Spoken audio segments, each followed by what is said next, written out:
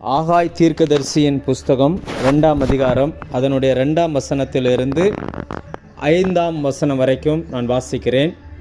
நீ செயல்தியலின் குமாரனாகிய செருபாபேல் என்னும் யூதாவின் தலைவனோடும் யோத்சதாக்கின் குமாரனாகிய யோசுவா என்னும் பிரதான ஆசாரியனோடும் ஜனத்தில் மீதியானவர்களோடும் சொல்ல வேண்டியது என்னவென்றால், இந்த ஆலயத்தின் முந்தின மகிமையை கண்டவர்களில் உங்களுக்குள்ளே மீந்திருக்கிறவர்கள் யார்?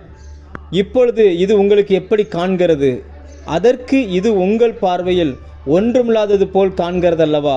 ஆனாலும் செருபாபேலே, நீ திடன்கொள் என்று கர்த்தர் சொல்கிறார். யோத்சதாக்கின் குமாரனாகிய யோசுவா என்னும் பிரதான ஆசாரியனே, நீ திடன்கொள். தேசத்தின் எல்லா ஜனங்களே, நீங்கள் திடன் கொள்ளுங்கள், வேலையை நடத்துங்கள் என்று கர்த்தர் சொல்கிறார். நான் உங்களுடனே இருக்கிறேன் என்று சேனைகளின் கர்த்தர் சொல்கிறார். நீங்கள் எகிப்திலிருந்து புறப்படுகிற போது நான் உங்களோடே உடன்படிக்கை பண்ணின வார்த்தையின்படியே என் ஆவியானவரும் உங்கள் நடுவில் நிலை கொண்டிருப்பார். பயப்படாதீங்கள். கர்த்தருடைய வார்த்தை இப்படியாக சொல்லுகிறது. இந்த வேத புத்தகத்திலிருந்து அநேக முறை ஊழியர்களுக்கு பிரசங்கித்திருக்கிறேன். ஆனால் முதல் முறையாக இந்த லைனில் பேசும்படி ஆவியானவர் இந்த வசனத்தை நினைவுபடுத்தி இதிலிருந்து பேசும்படி சில காரியங்களை சொன்னபடினால் இந்த வார்த்தையை நான் உங்களோடு கூட பேச ஆரம்பிக்கிறேன். கர்த்தருடைய வார்த்தை இப்படி சொல்லுகிறது. ஜனத்தில் மீதியாக இருக்கிறவர்களோடு சொல்ல வேண்டியது என்னவென்றால், இன்றைக்கு தேவன் நம்மை இந்த தேசத்தில் மீதியாக வைத்திருக்கிறார்.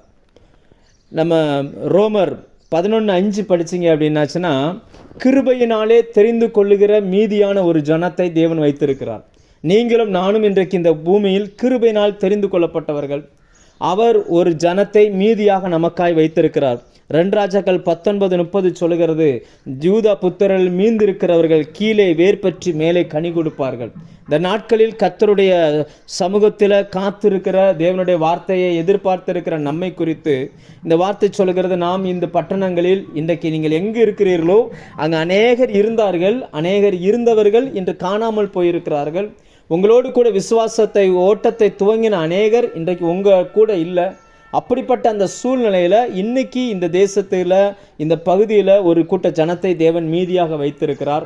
அந்த மீதியான இருந்த அந்த ஜனங்களோடு தேவன் சில காரியங்களை சொல்கிறார். இது யாருக்கு எழுதப்பட்ட வார்த்தைகள் அப்படின்னு பார்த்தீங்கன்னா, ஒரு தலைமைத்துவத்தில் இருக்கக்கூடியவங்களுக்கு எழுதப்பட்டது.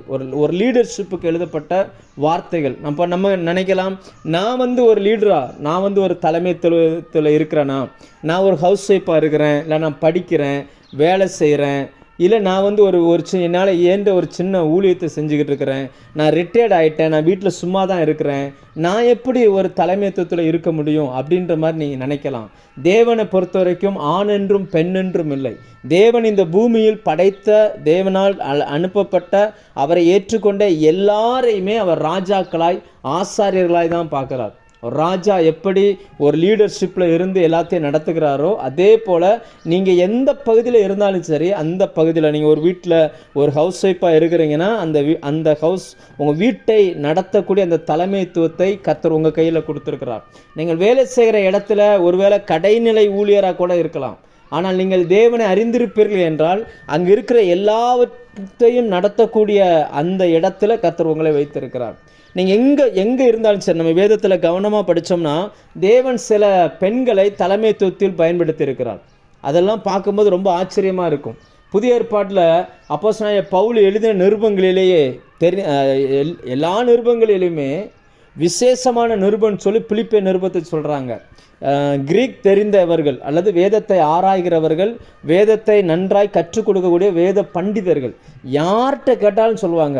அவங்க சொல்கிறது என்னென்னா, மீதி எல்லா நிருபங்களில் எழுதியிருக்கிறதை பார்க்கிலும் இந்த பிலிப்பு பட்டணத்துக்கு எழுதின அந்த நிருபங்கள் ரொம்ப விசேஷமானவைகள். அப்போஸ்தலனாகிய பவுல் இருக்கிறதுலே உயர்ந்த ரக சொற்களை அதில் பயன்படுத்தி இருக்கிறார். தமிழில் சாதாரணமாக தெரியுது. மூல பாஷையான கிரீக்கில் படிச்சிங்க அப்படின்னாச்சுன்னா உயர்ந்த தர சொற்களை அவர் பயன்படுத்தி இருக்கிறார் அப்படிம்பாங்க. அதாவது நம்ம யார்கிட்ட பேசுகிறோமோ அதை பொறுத்து நம்முடைய சொற்கள் மாறும், அந்த டோன் மாறும், பயன்படுத்தக்கூடிய அந்த வார்த்தைகள் மாறும். ஒரு எதிராளியோடு பேசும்பொழுது நம்ம பேசுகிற அந்த சொற்கள் உயர்தரமான சொற்களாக இருக்காது. அதே நேரம் நம்ம சாதாரணமாக ஆஃபீஸில் பேசும்போது அது வேறு மாதிரியாக இருக்கும், நம்ம வீட்டில் பேசும்போது அது வேறு மாதிரியாக இருக்கும். அப்போஸ்தலனாகிய பவுல் இந்த பிலிப்பு பட்டணத்துக்கு எழுதும்போது மட்டும் ரொம்ப ரொம்ப ஹை குவாலிட்டியான வார்த்தைகளை பயன்படுத்தி இருக்கிறார். என்ன காரணம்? அந்த பட்டணம் எப்படி ஆரம்பிக்கப்பட்டதுன்னா ஒரே ஒரு பெண்ணால் ஆரம்பிக்கப்பட்ட பட்டணம். ஏன் எதற்காக நான் இதை சொல்கிறேன்னா, உங்களை தலைமைத்துவத்தில் எழுதப்பட்ட இந்த வசனம் உங்களுக்கும் பொருந்தும் என்பதற்காக இந்த எக்ஸாம்பிள் நான் சொல்கிறேன். நீங்கள் அப்போஸ்தலர் 16ஆம் அதிகாரம் எடுத்திங்கன்னா 12லேருந்து 15 வரைக்கும் வாசித்து பாருங்கள். அந்த 12 to 15க்குள்ளே அந்த முதல்ல ஒரு பெண் வருகிறார்கள். அந்த பெண்ணை குறித்து சொல்லும் பொழுது லீதியாள் அப்படின்னு அந்த பேர் இருக்குது. எத்தனையோ பேர் அங்கே வந்து அந்த ஆற்றங்கரையில் இருப்பாங்க. அப்போஸ்தலனாகிய பவுல் வழக்கத்தின்படி அங்கே ஜெபம் பண்ண போகிறார். எல்லாருக்கும் அங்கே வருகிற எல்லாருக்கும் பிரசங்கிக்கிறார். ஆனால் எல்லாரும் ஏற்றுக்கொள்ளவில்லை. ஒரே ஒரு பெண் ஏற்றுக்கொண்டாள். அந்த பெண் ஏற்றுக்கொண்டாள். அவருடைய இருதயம் திறக்கப்பட்டது. இருதயத்திற்குள் கர்த்தருடைய வசனம் போக ஆரம்பித்தது.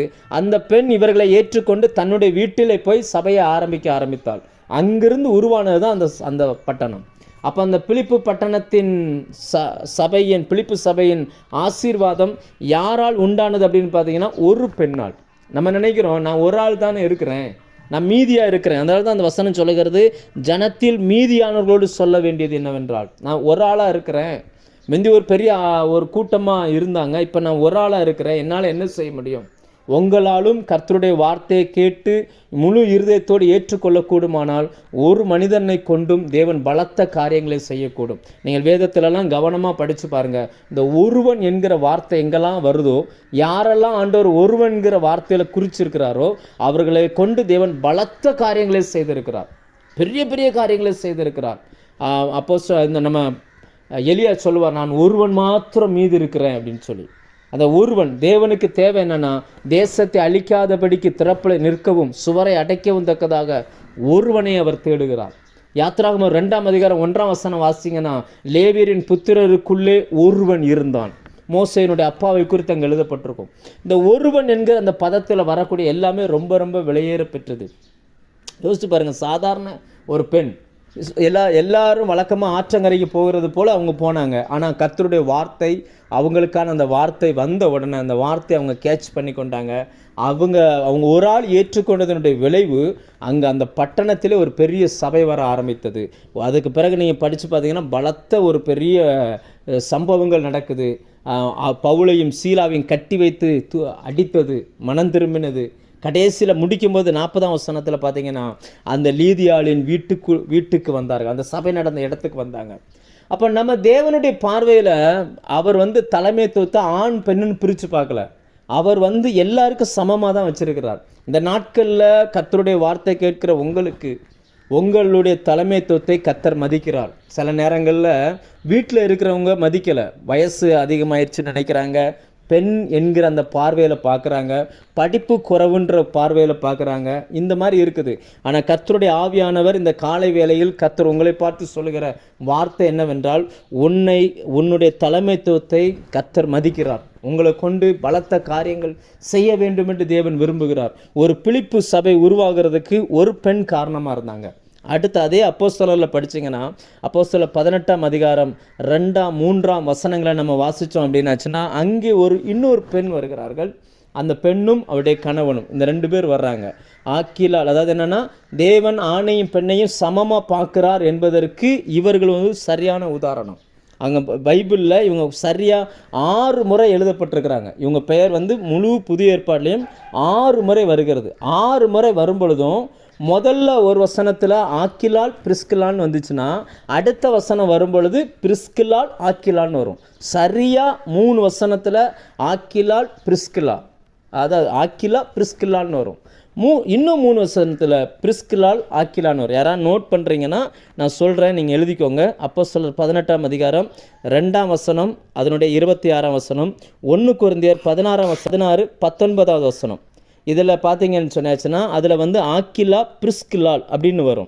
அப்போஸ்தலர் 18ஆம் அதிகாரம் அதனுடைய 18ஆம் வசனமும், ரோமர் 16:3, 2 தீமோத்தேயு 4:19, இந்த 3 வசனத்திலையும் பிரிஸ்கில்லா ஆக்கிலால் அப்படின்னு வரும். ஆக்கிலால் பிரிஸ்கிலால் அவங்களுடைய அந்த சம்பவத்தின் மூலமாக தேவன் ஆணையும் பெண்ணையும் வேறு வேறாக பார்க்கல, சமமாக பார்க்குறார் என்கிறத நம்ம தெரிஞ்சுக்கிறோம். ஏனென்றால் தேவனுக்குள் ஆண் என்றும் பெண் என்றும் வித்தியாசமே இல்லை. மிக சரியாக அவைகள் எழுதி வைக்கப்பட்டிருக்கிறது. அந்த 2 நபர்கள் ஒரு கணவன் மனைவியாக இருக்கிறாங்க, ஒரு கூடார தொழில் பண்ணுறாங்க. ஆனால் இவங்க பார்த்தீங்கன்னு சொல்லியாச்சுன்னா அவங்களுடைய எல்லை அவ்வளவுதான். ஒரு வேலை பார்க்குறாங்க, ஒரு குடும்பம் நடத்துகிறாங்க, அதோடு சரி. அப்படி இருக்கும் பொழுது கூட அங்கே அப்போலோ என்று சொல்லப்படுகிற ஒரு தேவ மனுஷன் வருகிறார். அந்த தேவ மனுஷனை ஏற்றுக்கொள்கிறார்கள். அவருக்கும் கிறிஸ்துவுக்கும் சம்பந்தமே கிடையாது. அவர் பழைய ஏற்பாடு மட்டுமே தெரிஞ்சு வச்சிருந்தார். மேசியாவை குறித்த காரியங்கள் மட்டும் தெரியும். இந்த பலிமுறைகள், மேசியா, அது மட்டும்தான் தெரியும். ஆனால் அப்படிப்பட்ட அந்த நபரை அவர்கள் சேர்த்து கொண்டார்கள். சேர்த்து கொண்டு தேவனுடைய மார்க்கத்தை அவர்களுக்கு சரியாய் கற்றுக் கொடுத்தார்கள். கற்றுக் கொடுத்தனுடைய விளைவு நீங்கள் வேதத்தில் படித்து பார்த்தீங்கன்னா 1 கொரிந்தியர் 1:12 அந்த வசனத்தை படித்து பார்த்தீங்கன்னா அப்போஸ்தலனாகிய பவுல் எழுதுகிறார். கொரிந்து சபைக்கு எழுதும் பொழுது அவர், நான் பவுலை சேர்ந்தவன் என்றும், நான் அப்போலோவை சேர்ந்தவன் என்றும், நான் கேபாவை சேர்ந்தவன் என்றும் நீங்கள் சொல்லுகிறீர்களே அப்படின்றார். அப்படின்னா அர்த்தம் என்னன்னா, ஒரு ஃபேமிலி தான், ஒரு சாதாரண ஒரு ஃபேமிலி இயேசுவை ஏற்றுக்கொண்டவங்க. அந்த அப்போலோ என்கிற தேவனை அறியாத ஒரு ஊழியக்காரனை ஏற்றுக்கொண்டு சரியானபடி சத்தியத்தை கற்றுக் கொடுத்து அப்போஸ்தலனாகிய பவுலுக்கு ஈக்குவலான ஒரு ஊழியக்காரனை அவங்களால மாற்ற முடிஞ்சிச்சு. ஏன்னா மீந்து இருக்கிறவர்கள், தேவனுடைய நாமத்தில் இருக்கக்கூடிய சாதாரண ஜனங்கள் கூட இப்படிப்பட்ட காரியங்களை நம்மளால் செய்ய முடியும். அப்படிப்பட்டவர்கள் நமக்கு ஒரு முன்மாதிரியாக இருக்கிறாங்க. அப்போஸ்தலர் 9:36 42 வரைக்கும் படிச்சிங்கன்னா அங்கே ஒரு பெண் வருகிறாங்க. அவங்க பேர் தொற்காள். அந்த பெண்ணை குறித்து வேதம் சொல்கிறது, அந்த பெண் பெரிய ஊழியம் எதுவுமே செஞ்சதா இல்லை. ஆனால் அவங்க என்னென்னா, அவங்களுக்கு தெரிஞ்சது தையல் தொழில் மட்டும்தான். அந்த தையல் தொழிலை வச்சு தன்னால் என்ன முடியுமோ அவங்க அந்த ஏழை விதவைகளுக்கு அந்த அவங்க போடுவதற்கான வஸ்திரங்களை அவங்க ரெடி பண்ணி கொடுத்தாங்க, அந்த அங்கிகளை. அந்த தொற்கால் மரித்த பிறகு அந்த அங்கிகள் பேசினது. தொற்கால் பிரசங்கம் பண்ணினதா வேதத்தில் இல்லை. ஆனால் தொற்கால் தச்சு கொடுத்த அந்த அங்கியை மேலே போட்டுக்கிட்டு பேதுருக்கு முன்னாடி அவங்க நின்னாங்களாம்.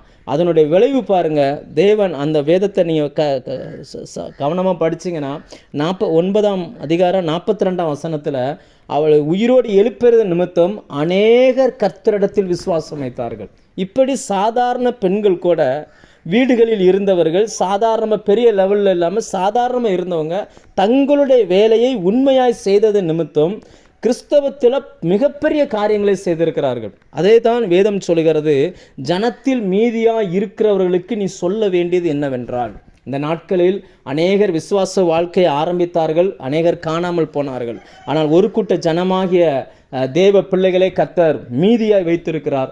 மீதியாய் வைத்திருக்கிறவர்கள் இந்த லைனில் இருக்கிறீங்க. உங்களுக்கு கர்த்தர் சொல்ல சொன்ன வார்த்தை என்னவென்றால், 3ஆம் வசனம் சொல்லுகிறது, இந்த ஆலயத்தின் முந்தின மகிமையை கண்டவர்களில் தங்களுக்குள்ளே மீந்திருக்கிறவர்கள் யார்? இப்பொழுது இது உங்களுக்கு எப்படி காண்கிறது?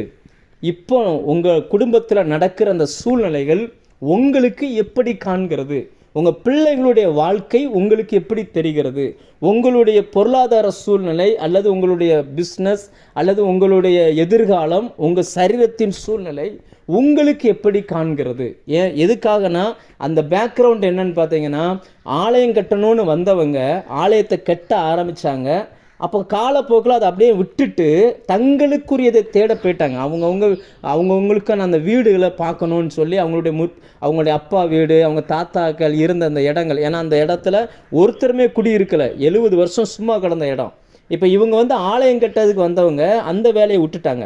ஆரம்பித்த வேலையை பாதியில் போட்டுட்டு அவங்கவுங்க பாதி பேர் போயிட்டாங்க அங்கே அவங்கவுங்களுக்கு இடத்தை தேடி. இருக்கிறத ஒரு சின்ன கூட்டம் மட்டும்தான் இருந்துக்கிட்டு இருக்குது. ஆரம்பம் பெருசாக இருந்துச்சு, இப்போ இருக்கிறது ஒரு சின்ன கூட்டம் தான் இருக்குது. அந்த கூட்டத்துக்கு கர்த்தர் பேசுகிறார். உங்களுடைய பார்வையில் இது எப்படி தெரிகிறது? உங்கள் பார்வையில் எப்படி இருக்குது? முந்தி இருந்த மகிமை இப்போ இதில் இருக்குதா? அதாவது என்னென்னா, முதல் பாயிண்ட் என்னென்னா, மனித பார்வையில் ஒன்றுமில்லாதது போல் உள்ள சூழ்நிலைகளில் நாம் வாழ்கிறோம். இன்றைக்கி நம்ம கண்ணில் பார்க்கும் பொழுது நம்ம வாழ்க்கையில் ஒன்றுமே இல்லை அப்படின்ற மாதிரி ஒரு சூழ்நிலை இருக்குது. எதிர்காலம் எப்படி மாறுமோன்ற மாதிரி நம்ம இருந்துக்கிட்டு இருக்கிறோம். முன் எப்பொழுதும் இல்லாத அளவுக்கு நம்ம ஒரு 20 வருஷத்துக்கு 30 வருஷத்துக்கு முன்னாடி எப்படி வச்சுக்கிறோம். இப்போ உங்கள் பிள்ளை வயசில் நீங்கள் இருக்கும் பொழுது இருந்த அந்த தேவ பயம், இருந்த அந்த தேவனுக்கு பயப்படுகிற சுபாவங்கள், பெற்றோரை கனப்படுத்துகிற அந்த தன்மை, படிப்பில் ஆர்வம் காட்டினது, பாவம் செய்யக்கூடிய சூழ்நிலைகள் அவங்களுக்கு இல்லாமல் இருந்தது. இப்போ அப்படி இல்லை. நான் சொல்கிறதை கொஞ்சம் நன்றாய் விளங்கிக்கோங்க. உங்கள் 15 வயசில், உங்கள் 16 வயசில் உங்களுக்கு இருந்த அந்த அந்த அறிவும் அந்த மெச்சூரிட்டியும் இன்றைக்கி இருக்கக்கூடிய 16, 17, 18 வயசு பிள்ளைகளை பார்த்தீங்க அப்படின்னாச்சுன்னா அவங்களுக்கு இல்லை. பல மடங்கு அது அதிகமாக இருக்குது. அவங்களுக்கு நம்ம சொல்லி தெரிய வேண்டியதில்லை. இன்னும் சில நபர்களுக்கெல்லாம் சில காரியங்கள்லாம் புரிஞ்சிருக்கவே செய்யாது அந்த வயசில். ஆனால் இன்றைக்கி இருக்கிற பிள்ளைகளுக்கு அவ்வளவு காரியங்கள் நீங்கள் இருக்கிற இடத்துல இருந்து தவறு செய்ய முடியும். இப்போது அந்த வயசில் பிள்ளைகளை வச்சிருக்கக்கூடிய பெற்றோருடைய கண்களுக்கு எப்படி தோன்றுறது அப்படின்னா, ஆண்டவர் அந்த கேள்வி கேட்குறார். முந்தின மகிமையை பார்த்தவர்கள் உங்களுக்குள் மீந்திருக்கிறார்களே, இப்போ இருக்கிற சூழ்நிலையை பார்க்கும்பொழுது அது உங்களுக்கு எப்படி தோன்றுது அப்படின்றார். இப்போ இந்த சூழ்நிலையில் பிள்ளைகளை நீங்கள் வளர்ந்தது போல் பரிசுத்தமாக உங்கள் பிள்ளைகளை வளர்த்துற முடியுமா? நீங்கள் இருந்தது போல் உங்கள் பிள்ளைகளை பெற்றோருக்கு கீழ்ப்படுகிற அளவுக்கு கொண்டு வந்துட முடியுமா? இப்படிப்பட்ட பல கேள்விகள் நமக்குள்ளே வந்துகிட்டு இருக்குது. ஆண்டவர் நம்மளை பார்த்து கேட்குறார். அதை கேட்கும் பொழுது நம்முடைய பதில் என்னவா இருக்குன்னா, அதிலே வசனம் இருக்குது, அது உங்கள் பார்வையில் ஒன்றுமில்லாதது போல் இருக்கிறது அல்லவா? இல்லை, சான்ஸ் இல்லை, எப்படி முடிய போதோன்னு தெரியலை அப்படின்ற அளவுக்கு நம்முடைய இருதயத்தில் பல கேள்விகள். கொஞ்சம் யோசிச்சு பாருங்கள். நம்முடைய விசுவாச வாழ்க்கையை கொஞ்சம் நீங்கள் திருப்பி பார்த்தீங்க அப்படின்னாச்சுன்னா, ஒரு காலகட்டத்தில் நமக்கு நிறைய தகப்பன்மார்கள் இருந்தாங்க, தாய்மார்கள் இருந்தாங்க.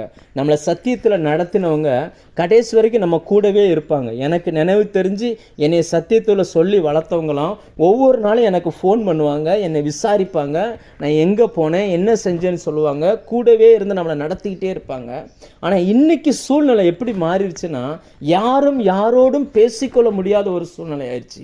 இயற்கை மனிதனுக்கு நேரத்தை அதிகப்படுத்துது. நேரத்தை அவனுக்கு சேவ் பண்ணணுன்றதுக்காகத்தான் நிறைய பொருட்களை கண்டுபிடிச்சாங்க. ஒரு மிக்சி, ஒரு கிரைண்டர், ஒரு ஃப்ரிட்ஜ், ஏதோ ஒன்றை மனிதன் கண்டுபிடிச்ச எல்லா கண்டுபிடிப்புகளுமே அவனுக்கு நேரத்தை மிச்சப்படுத்தி கொடுக்கறது தான். ஆனால் இன்னைக்கு கண்டுபிடிப்புகள் நிறைய வந்ததுக்கப்புறம் மனிதனுக்கு நேரம் மட்டும் இல்லை, ரொம்ப பிஸி ஆகிட்டாங்க.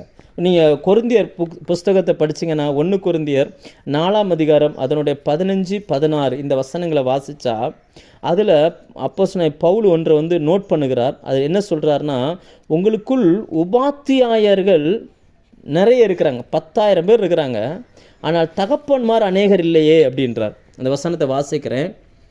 உங்களை வெட்கப்படுத்தும்படி நான் இவைகளை எழுதவில்லை, நீங்கள் எனக்கு பிரியமான பிள்ளைகள் என்று புத்தி சொல்கிறேன். கிறிஸ்துவுக்குள் 10,000 உபாத்தியாயர்கள் உங்களுக்கு இருந்தாலும் தகப்பன்மார் அநேகர் உங்களுக்கு இல்லையே. கிறிஸ்து இயேசுவுக்குள் சுவிசேஷத்தினாலே உங்களை பெற்றேன், ஆகையால் என்னை பின்பற்றுகிறவர்கள் ஆகுங்கள் என்று உங்களுக்கு புத்தி சொல்கிறேன். இது முந்தின மகிமை, நமக்கு சுவிசேஷத்தை அறிவித்தவர்கள் காட்டுகிற அந்த முந்தின மகிமை. ஆனால் இன்றைக்கி நம்மளால் அந்த வார்த்தையை சொல்ல முடியுமா? அவங்க சொல்கிறாங்க, அன்னைக்கு அந்த கொரிந்து பட்டணத்துக்கு எழுதும்போது எழுதுகிறாரு, 10,000 பேர் டீச் பண்ணக்கு இருந்தாங்களாம், ஆனால் தகப்பன்மார் இல்லையாம். நமக்கு புரிகிற மாதிரி சொன்னால் 10,000 லெக்சர்ஸ், ப்ரொஃபஸர்ஸ், நல்ல வேத அறிஞர்கள் இருக்கிறாங்க, ஆனால் நல்ல தாய்மார்கள் இன்றைக்கி இல்லை. ஒரு தாய்க்கும் நமக்கு புரிகிற மாதிரி சொல்கிறேன், உங்களுக்கு புரியறதுக்காக இந்த வார்த்தையை சொல்கிறேன். ஒருவேளை நீங்கள் யாராவது இந்த மாதிரி இருந்தீங்கன்னா, நர்ஸாக யாராவது நான் சொல்கிற மாதிரி இருந்தீங்கன்னா நீங்கள் வருத்தப்பட்டுக்கிடாதீங்க.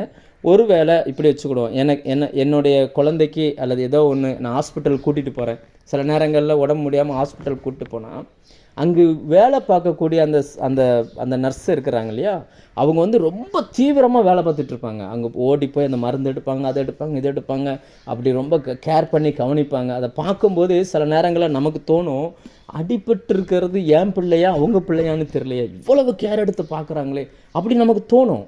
ஆனால் அவங்களுடைய ஒர்க்கிங் டைம் முடிஞ்ச உடனே அவங்க அப்படி விட்டுட்டு போயிடுவாங்க. அதுக்கப்புறம் வேற ஆள் தான் வருவாங்க. இவங்க வீட்டுக்கு போனப்புறம் அவங்க வேலையை பார்த்துட்டே இருப்பாங்க, மறுநாள் தான் வருவாங்க. ஆனால் அந்த குழந்தையினுடைய தாய் இருக்காங்க பார்த்தீங்களா, தாயோ தகப்பனோ, அந்த தாய் இருந்தாங்கன்னா அவங்க அந்த குழந்தைய விட்டுட்டு எங்கேயுமே போக மாட்டாங்க. அந்த குழந்தை சரியாகிற வரைக்கும் அந்த ஹாஸ்பிட்டல்லே நிற்பாங்க. அந்த தாய்க்கு பெரிய அளவில் ஒன்றுமே தெரியாது, மருத்துவம் தெரியாது, அந்த பிள்ளைக்கு என்ன செய்யணும் எப்படி பண்ணணும் அதெல்லாம் தெரியாது. நிறைய முறை ஹாஸ்பிட்டல்லாம் போனாங்கன்னா சிலருக்கு இந்த ஜிஹெச்லலாம் அவங்களுக்கு ஜெபம் பண்ணதுக்கு நாங்கள் போவோம், ஐ கிரவுண்டு இந்த மாதிரி ஹாஸ்பிட்டலுக்கு. சிலருக்கெல்லாம் குளுக்கோஸ் போட்டிருப்பாங்க, குளுக்கோஸ் முடிஞ்சிடும், அதை எப்படி நிப்பாட்டன்னு கூட இருக்கிறவங்களுக்கு தெரியாது.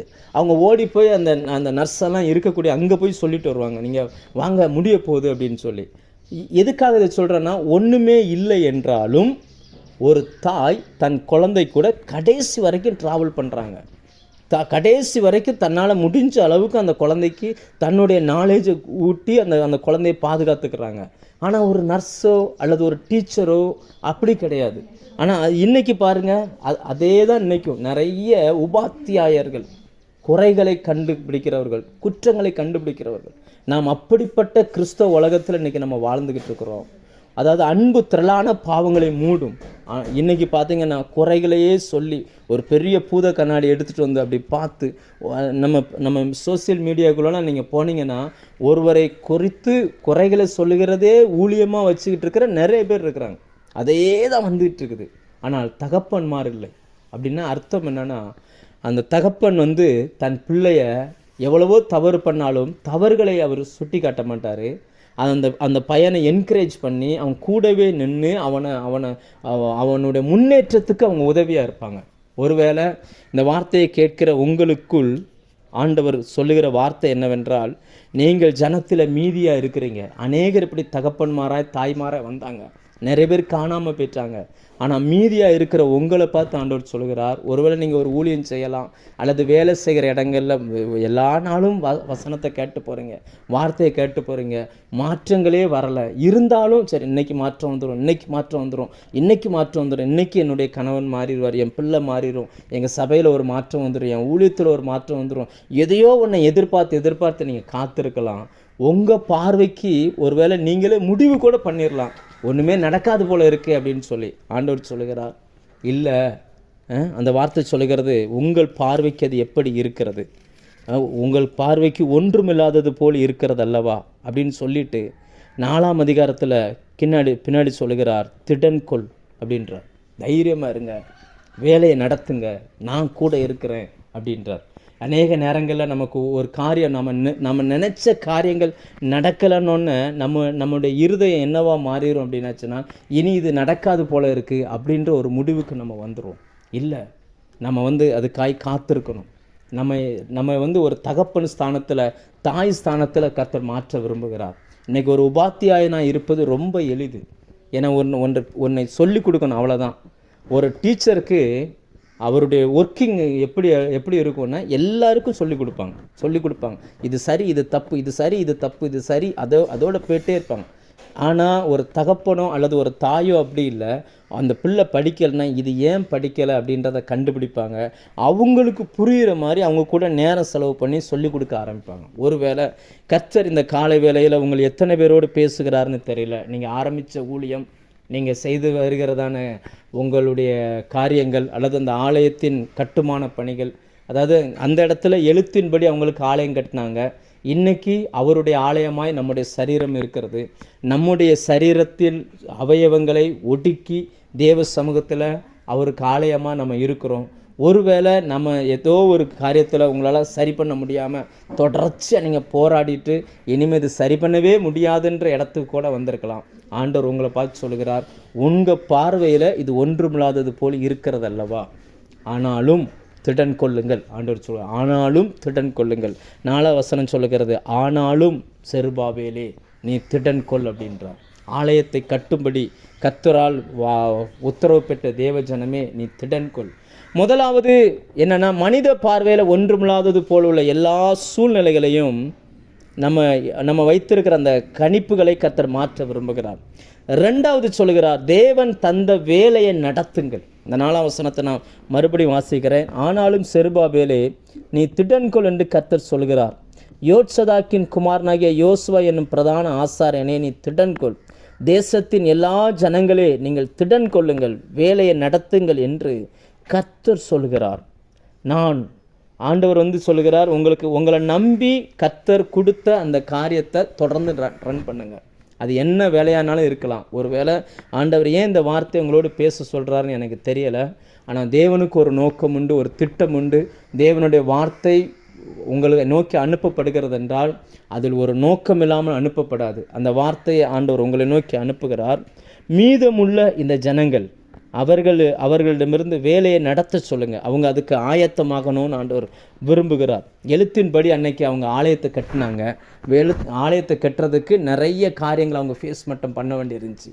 இன்றைக்கி நம்ம ஆவியின்படி ஆலயத்தை கட்டி கொண்டிருக்கிறோம். இன்றைக்கி எந்தெந்த பகுதியில் நீங்கள் இருக்கிறீங்களோ நீங்கள் கர்த்தருடைய ஆலயமாய் கட்டப்பட்டு வருகிறீர்கள். 1 பேதுரு 2ஆம் அதிகாரம் 3-6 வரைக்கும் நீங்கள் வாசித்து பார்த்தீங்கன்னா அங்கே பேதுரு அப்போஸ்தலன் எழுதுகிறார், ஜீவனுள்ள கற்களாய் நீங்களும் நானும் கட்டப்பட்டு வருகிறோம். நாம் கர்த்தருடைய ஆலயம் என்பதற்கு நாம் தான் சாட்சி. அந்த வசனத்தை நான் வாசிக்கிறேன். நீங்கள் வளரும்படி புதிதாய் பிறந்த குழந்தையைப் போல திருவசனமாகிய கலங்கமில்லாத ஞானப்பாலின் மேல் வாஞ்சியாயிருங்கள். மனுஷரால் தள்ளப்பட்டதாயினும் தேவனால் தெரிந்து கொள்ளப்பட்டதும் விலையேற பெற்றதுமாயிருக்கிற ஜீவனுள்ள கல்லாகி அவரிடத்தில் சேர்ந்தவர்களாகிய நீங்களும் ஜீவனுள்ள கற்களைப் போல ஆவிக்கேற்ற மாளிகையாகவும் இயேசு கிறிஸ்து மூலமாய் தேவனுக்கு பிரியமான ஆவிக்கேற்ற பலிகளை செலுத்தும்படிக்கு பரிசுத்த ஆசாரிய கூட்டமாகவும் கட்டப்பட்டு வருகிறீர்கள். கர்த்தருடைய வார்த்தை சொல்லுகிறது, ஆலயத்தை தேவன் தன்னுடைய ஆலயத்தை கட்டுவார். இன்னைக்கு நீங்களும் நானும் கர்த்தருடைய ஆலயமாக இருக்கிறோம். வேலையை நடத்துங்க அப்படின்றார். அப்படின்னா அர்த்தம் என்னன்னா, நாம தான் நம்ம சரிப்படுத்திக்கிடணும். அந்த கற்களை வச்சு அவங்க கட்டினாங்களாம். 2ஆம் அதிகாரம் 15ஆம் வசனம் சொல்லுகிறது, கர்த்தருடைய ஆலயத்தை கட்டும்படி ஒரு கல்லின் மேல் ஒரு கல் வைக்கப்பட்டது முதல் நடந்ததை உங்கள் மனதிலே சிந்தித்து பாருங்கள் அப்படின்றார். அப்போ இன்றைக்கி நம்ம கர்த்தருடைய ஒவ்வொரு பிரசங்கத்தை கேட்கும் பொழுதும் ஆண்டவர் கொஞ்சம் உங்களை கட்டியிருக்கிறார். நீங்கள் அந்த பிரசங்கத்தை கேட்டு அதுக்கு ஒப்பு கொடுக்கும் பொழுதெல்லாம் கொஞ்சம் அப்படி அடுத்த செங்கல் அப்படி வச்சு நம்மை கர்த்தர் கட்டி கொண்டு வருகிறார். நீங்களும் நானும் யாருன்னா தேவன் கட்டுகிற மாளிகை. அந்த வசனம் தெளிவாக சொல்லுகிறது, அவருடைய மாளிகை. மனுஷன் ஒரு மாளிகை கட்டினோம்னா அந்த மாளிகை மனிதனுடைய விருப்பத்தின்படி இருக்கும். அதற்கு அந்த இன்ஜினியரிங் ஒருத்தர் இருப்பார், வேலை செய்ய ஆட்கள் இருப்பாங்க. ஆனால் இது தேவன் கட்டுகிற மாளிகை. நீங்களும் நானும் தேவனால் கட்டப்பட்டு வருகிற மாளிகை. இங்கே நம்ம விருப்பம் அல்ல, மனித விருப்பம் அல்ல, தேவன் என்ன நினைக்கிறாரோ. எந்த ரூம் இப்போ பார்த்தீங்கன்னா வீடு கட்டுறவங்க ஒரு பெரிய பேலஸ் கட்டுறாங்கன்னா அவங்க நினைக்கிறது தான், இந்த இடத்துல இந்த வாசலை வைப்போம், இந்த இடத்துல இந்த ரூம் வைப்போம், இந்த இடத்துல டைனிங் இது வைப்போம், இந்த இடத்துல நீச்சல் குளம் வைப்போம். அவங்க எப்படி தீர்மானிக்கிறாங்களோ அதே போல தான் அவங்களுடைய காரியங்கள் தீர்மானிக்கப்படுகிறது. இப்போ தேவன் உங்களையும் என்னையும் ஆலயமாய் இருக்கிற இடங்களில் கட்டி கொண்டு வருகிறார். ஜனங்கள் பார்க்க நாம் இன்றைக்கு கர்த்தருடைய ஆலயமாக இருக்கிறோம். இந்த ஆலயம் வளரணும்னா அங்கே வசனம் என்ன சொல்லுதுன்னா, வசனத்தை நல்லா படிங்கன்றார். கலங்கமில்லாத ஞான பாலின் மேல் வாஞ்சியாக இருங்க. அப்படி நீங்கள் இருந்தீங்கன்னா நம்ம வளர்ந்துக்கிட்டே இருக்கிறோம். அந்த கட்டடம் வளர்ந்துக்கிட்டே இருக்குது. கொஞ்சம் அதைத்தான் வசனம் சொல்லுகிறது, ஒரு கல்லின் மேல் ஒரு கல் வைக்கப்பட்ட பொழுது நடந்ததை உங்கள் மனதிலே சிந்தித்து கொள்ளுங்கள் அப்படின்றார். இன்றைக்கி கொஞ்சம் யோசித்து பார்ப்போம். நாம் கர்த்தருடைய மாளிகையாக நம்ம இருக்கிறோம். நீங்கள் இருக்கிற இடத்துல மாளிகையாக இருக்கிறோம். அந்த மாளிகை எவ்வளோ தூரம் வேலை நடந்திருக்குது, எவ்வளோ தூரம் நம்ம கட்டப்பட்டிருக்கிறோம், அந்த வேலை ஃபினிஷ் ஆனால் தான் அது ஒரு அழகாக முடியும். அப்போ நம்ம அது ஃபினிஷிங் ஆகிறதும் வளருகிறதும் யாருடைய கரத்தில் இருக்குன்னா நம்ம கரத்தில் இருக்குது. நாம் அதற்கு விட்டு கொடுக்கணும். கர்த்தர் நம்மை கட்டுவதற்கு நாம் அந்த வசனத்தை எவ்வளவுக்கு எவ்வளவு நீங்கள் படிக்கிறீங்களோ. அந்த ஜனங்கள் பாருங்கள், அவங்கெல்லாம் இனிமேல் இந்த நடக்காதுன்னே முடிவு பண்ணிட்டாங்களாம். 1ஆம் அதிகாரம் படிச்சிங்கன்னா ஆகாய் 1ஆம் அதிகாரத்தில் அவங்க 2ஆம் வசனத்தில், ஜனங்கள் கர்த்தருடைய ஆலயத்தை கட்டுகிறதற்கு ஏற்ற காலம் இன்னும் வரவில்லை என்கிறார்கள். அவங்க ஜனங்கள் சொல்லிக்கிறாங்க. இன்றைக்கி நிறைய பேர் சொல்கிறாங்க இல்லையா, உனக்கு வயசு 40 தானே ஆகுது, நீ என்ன 60 வயசு ஆள் மாதிரி செயல்படுற, வயசான பிறகு பரிசுத்தமாக இருந்துக்கலாம், வயசான பிறகு உண்மையாக இருந்துக்கலாம், இப்போ வாலிபம் இருக்கும்போதே அனுபவிக்க வேண்டியதெல்லாம் அனுபவிச்சிரு, இப்படியெல்லாம் ஜனங்கள் பேசுகிறாங்க. அவங்க நினைக்கிறாங்க ஆலயம் கட்டப்படக்கூடிய காலம் இன்னும் வரவில்லை, இன்னும் நாட்கள் ஆகும்னு நினைக்கிறாங்க.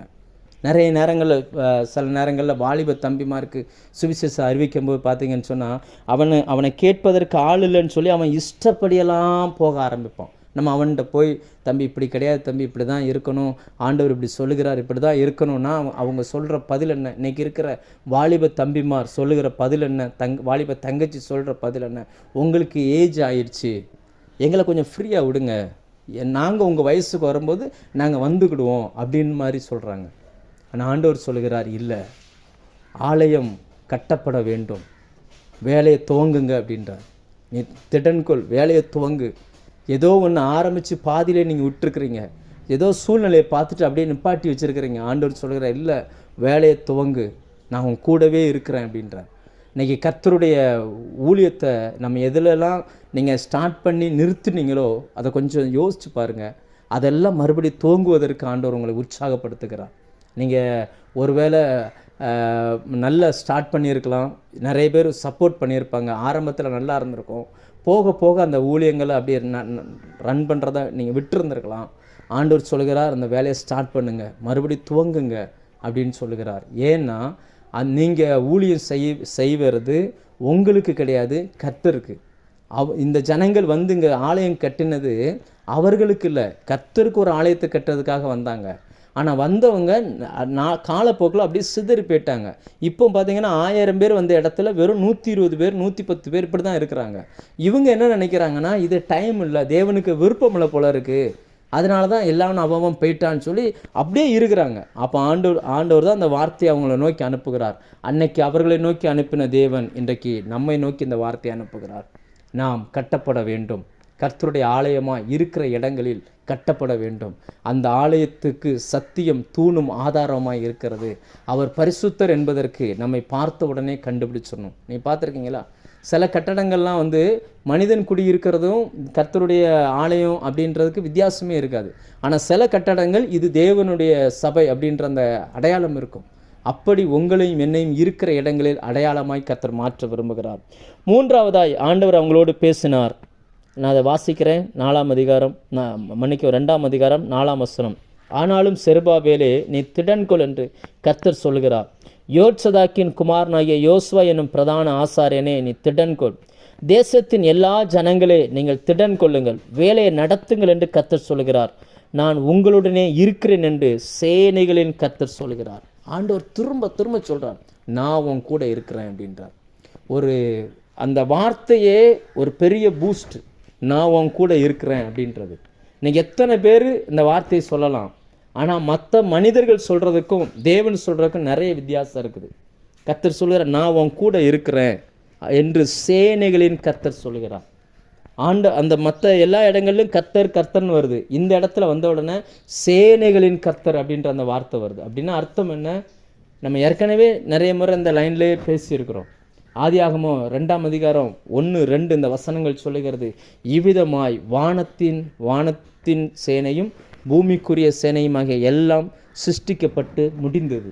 தேவன் செய்கிறவர், எல்லாவற்றையும் படைக்கிறவர். அவர் சொல்கிறார், நான் உன் கூட இருக்கிறேன். உன் பார்வையில் அதில் ஒன்றுமே இல்லை, ஆனால் நான் சொல்கிறேன், என்னால் அதை ஏதாவது செய்ய முடியும். அந்த உலர்ந்த எலும்புகளுக்கு நடுவில் தீர்க்கதரிசியை கொண்டு போய் நிப்பாட்டிட்டு கர்த்தர் கேட்டார், இந்த எலும்புகள் உயிரடையுமான்னு சொல்லி. ஏன்னா அவருக்கு தெரியும் இது உயிர் அடையும்னு சொல்லி. ஆனால் அந்த மனுஷ பார்வை என்ன இருந்துச்சு, அந்த தீர்க்கதரிசியின் பார்வை என்ன இருந்துச்சுன்னா, அது உங்களுக்கு தான் தெரியும். ஒரே வார்த்தையில் அவர் முடிச்சிட்டார். ஆனால் தேவனுக்கு தெரியும். அவருடைய மனசில் அந்த விருப்பம் இருந்ததுனால தான் அந்த தீர்க்கதரிசியை அங்கே கொண்டுட்டு போகிறார். தேவனுடைய மனசில் உங்களை குறித்த ஒரு திட்டம் இருந்ததுனால தான் உங்களை அந்த பகுதிக்கு கொண்டுட்டு போகிறார். உங்களை நம்பி சில ஆத்மாக்களை ஆண்டவர் கொடுத்துருக்கிறார். உங்களை நம்பி ஒரு பொறுப்பை கர்த்தர் கொடுத்துருக்கிறார். உங்களை நம்பி உங்கள் பிள்ளைகளை கொடுத்துருக்கிறார். ஒரு காலமும் உங்கள் பிள்ளைகளுடைய சூழ்நிலையை பார்த்து அவர்களை எதிர்மறையாய் சிந்திக்காமல் இருங்கள். உங்கள் வேலையை நடத்துங்க. வீட்டில் வசனத்தை போட்டு விடுங்க. அவங்க கேட்காங்களோ கேட்கலையோ நல்ல பிரசங்கங்களை வீட்டில் போட்டு விடுங்க. இந்த வார்த்தைகள் ஒரு நாளும் வெறுமையாய் திரும்புவதில்லை. வசனம் உள்ளுக்குள்ளே போக போக போக அது தான் யார் என்பதை அது நிரூபித்து விடும். வேதம் சொல்லுகிறது, ஆதியிலே வார்த்தை இருந்தது, அந்த வார்த்தை தேவனிடத்தில் இருந்தது, அந்த வார்த்தை தேவனாய் இருந்தது, அந்த வார்த்தை மாம்சமாகி கிருபையும் சத்தியமும் நிறைந்தவராய் நமக்குள்ளே வாசமாயிற்று. அந்த வார்த்தை தேவனாகவே இருந்தால் கூட குறிப்பிட்ட நாளில் அது முளைச்சிரும். அது தான் யார் என்பதை நிரூபிச்சிரும். அதனால் அந்த வசனத்தை நீங்கள் நிறைய போட்டு விடுங்க. நான் உங்கள் கூட இருக்கிறேன்னு கர்த்தர் சொல்கிறார். அவர் உங்கள் யாருக்கோ ஷார்ப்பாக அந்த வார்த்தையை சொல்கிறார். நான் 2 பாயிண்ட் ஆண்டவர் இதில் பேச சொன்னார். 1, நான் உங்களோடு கூட இருக்கிறேன்னு அவர் சொன்னால் என்ன நடக்கும். 1 எரேமியா 1:5-8 வரைக்கும் அதை வாசிங்கன்னா, அந்த எரேமியா தீர்க்கதரிசி ஒரு ஆசாரியனுடைய பிள்ளை. ஆசாரியன் கர்த்தருடைய ஆலயத்தில் ஊழியம் செய்யக்கூடிய மனுஷன். ஆனால் ஆண்டவர் அவனுடைய அழைப்பையே மாற்றுகிறார். அவனை அழைப்பையே மாற்றி எப்படி கொண்டு வர்றார் அப்படின்னாச்சுன்னா தீர்க்கதரிசியாக கொண்டுட்டு வர்றார். அவருடைய அழைப்பை இப்போ தீர்க்கதரிசி. அதனால தான் 5ஆம் அதிகாரத்தில் சொல்லும் பொழுது தாயின் கருவில் உருவாகும் முன்னமே உன்னை நான் அறிந்தேன் அப்படின்றார். இன்னைக்கு நீங்கள் அதாவது இந்த உலகத்திலேயே கொடுத்து வச்சவங்க யார் அப்படின்னு பார்த்தீங்கன்னா, ஜெபிக்கிற தாய் தகப்பன் யாருக்கு இருக்காங்களோ அவங்க பூமியில் கொடுத்து வச்சவங்க. நீங்கள் வளர்ந்துருக்கிற எல்லாத்தையும் கேட்டு பாருங்கள். ஒருவேளை முதல் தலைமுறை கிறிஸ்தவங்களாக நீங்கள் இருப்பீங்கன்னா இது உங்களுக்கு தெரியாது. ஒருவேளை உங்களுடைய பெற்றோர் ஜெபிக்கிறவங்களா ஊழியம் செய்கிறவங்களா அப்படி இருந்திருப்பாங்கன்னா நீங்கள் கேட்டு பாருங்கள். அவங்ககிட்ட கேட்டு பாருங்கள். அவங்க சொல்லுவாங்க, நாங்கள் இவ்வளோ தூரம் வளர்ந்ததுக்கு காரணம் எங்கள் அப்பாவுடைய கண்ணீர், எங்கள் அம்மாவுடைய கண்ணீர். அதை தான் நம்ம ஆகாயில் பார்க்குறோம். முந்தின மகிமையை கண்டவர்கள் உங்களில் யார் மீந்திருக்கிறார்கள். ஆனால் இன்றைக்கி அந்த அப்பா ஸ்தானத்தில் அந்த அம்மா ஸ்தானத்தில் உங்களை கர்த்தர் வச்சுருக்கிறார். நீங்கள் உங்கள் பிள்ளைகளுக்காய் ஜெபிக்கணும் அப்படின்னு அந்த இடத்துல கொண்டு வந்து நிப்பாட்டுகிறார். அந்த எரேமியா தீர்க்கதரிசியை ஆண்டவர் சொன்னார், பிறக்கிறதுக்கு முன்னாடியே நான் உன்னை அறிந்தேன் அப்படின்றார். உன்னை அப்போவே எனக்கு தெரியும் அப்படின்றார். தாயின் கருவில் பிறக்கிறதுக்கு முன்னாடியே நான் உன்னை பரிசுத்தப்படுத்தினேன் அப்படின்றார். அப்போவே நான் உன்னை தீர்க்கதரிசியாக தாயின் வயிற்றிலேருந்து நான் சரி பண்ணியிருக்கேன், தீர்க்கதரிசியாக தான் பிறக்க வச்சுருக்கிறேன் அப்படின்றார். நீங்கள் யோசிச்சு பாருங்கள். இதெல்லாம் வாசிக்கிறதுக்கு கொஞ்சம் ரொம்ப நம்ம வாசித்து பழகினதுனால ரொம்ப எளிதாக தெரியும். ஒரு ஆசாரியனுடைய அந்த அழைப்பே மாறுது. இன்றைக்கி மாதிரி கிடையாது. அன்றைக்கி ஆசாரியனுக்கு தனி ட்ரெஸ்ஸு, ஆசாரியனுக்கு தனியான உணவு, ஆசாரியனுக்கு தனியான நடை உடை பாவனைகள். ஆசாரியனுடைய வாழ்க்கை எப்போவுமே தேவாலயத்தோடு கனெக்டிங்கில் இருக்கும். ஆனால் இங்கே இவரை டோட்டலாக மாற்றுறார். அப்பா செஞ்ச ஊழியத்தை இவரை செய்ய விடலை. ஆண்டவர் சொல்கிறார், நீ தீர்க்கதரிசின்றார். தீர்க்கதரிசி அன்றைக்கி ஆலயத்துக்கு போக முடியாது. அவர் ஒரு இடத்துல உட்காந்துருப்பார். தேவனிடத்தில் மட்டும்தான் அவர் ஜெபிக்க முடியும். இன்னும் ஷார்ப்பாக அந்த வார்த்தையை நான் உங்களை பார்த்து சொல்கிறேன். தேவனுடைய பாதத்திலிருந்து ஜெபிக்கிறவங்க அந்த நாட்களில் அவங்க தீர்க்கதரிசியுடைய வேலையே என்னென்னா தேவனுடைய பாதத்திலேருந்து ஜெபம் பண்ணுறது மட்டும்தான் அவங்களுடைய வேலை. அவங்க பிரபலம் அடைய மாட்டாங்க. அவங்களுக்கு யாரும் அங்கீகாரம் கிடைக்காது. ஒருவேளை அநேக ஊழியங்களுக்காக நீங்கள் ஜெபிக்கிறவங்களா இருப்பீங்கன்னா கர்த்தர் உங்களை பார்த்தான்னு சொல்லுகிறார், நான் உன்னோடு கூட இருப்பேன். அந்த எரேமியாவை பார்த்து ஆண்டவர் சொன்னார், உன்னை காக்கும்படிக்கு நான் உன்னோடு கூட இருப்பேன் அப்படின்னா. நான் உன்னுடைய அழைப்பை நான் வச்சுருக்கிறேன். நீ இன்னார் என்பதை நான் தான் உன்னை செலக்ட் பண்ணியிருக்கிறேன். அப்போ எரேமியா சொல்கிறாரு, இல்லை எனக்கு பேச தெரியாது, நான் சிறு பிள்ளையாக இருக்கிறேன் அப்படின்றார். அதாவது அந்த அழைப்புக்கு ஏற்ற அபிஷேகம் இல்லைன்னு சொல்லி நீங்கள் நினைக்கிறீங்க. ஆனால் ஆண்டவர் சொல்கிறாரு, இல்லை நீ சிறு பிள்ளைன்னு சொல்லாத, உன்னை காக்கும்படிக்கு நான் இருப்பேன்னு சொல்லிட்டு அந்த நாவை அவர் தொட்டார் பாருங்க. தொட்ட மாத்திரத்தில் கர்த்தருடைய வார்த்தை வந்துருச்சு.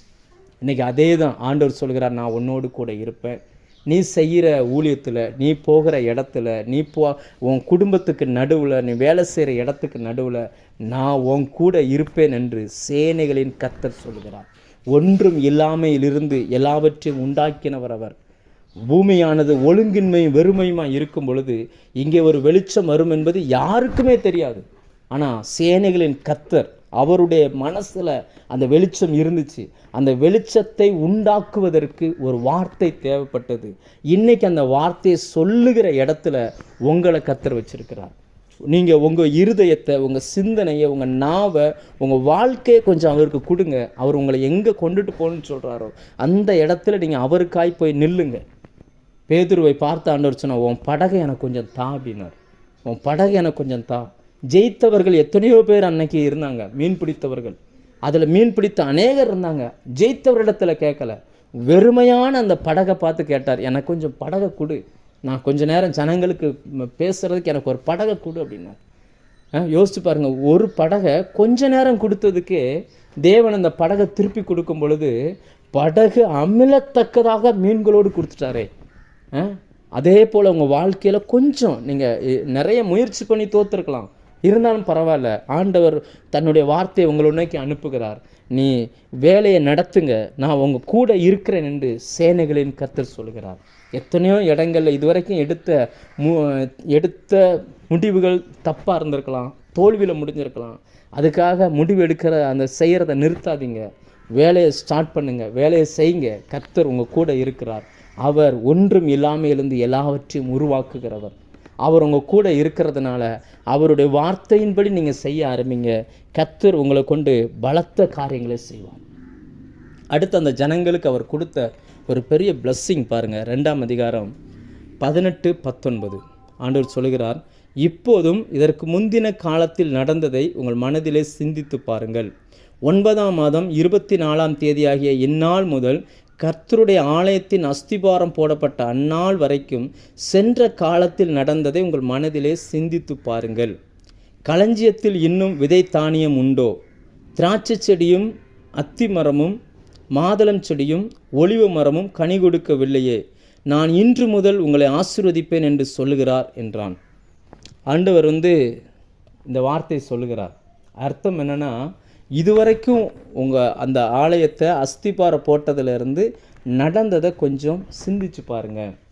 அந்த அஸ்திபாரம் போட்டதிலிருந்து உங்கள் வாழ்க்கையில் இப்படி வச்சுக்கிடும், உங்களை ஆண்டவர் ரட்சித்த நாட்களிலிருந்து, அந்த ரட்சிப்பு தான் அந்த அஸ்திபாரம். என்னைக்கு அவர் தன்னை உங்களுக்குள்ளே வெளிப்படுத்தினாரோ அன்னைக்கு தான் அந்த அஸ்திபாரம். கிறிஸ்து போடப்பட்டிருக்கிற அஸ்திபாரமாகிய கிறிஸ்து அவர் உங்களுக்குள்ளே வந்ததிலிருந்து உங்கள் வாழ்க்கையை கொஞ்சம் சிந்திச்சு பாருங்கள்.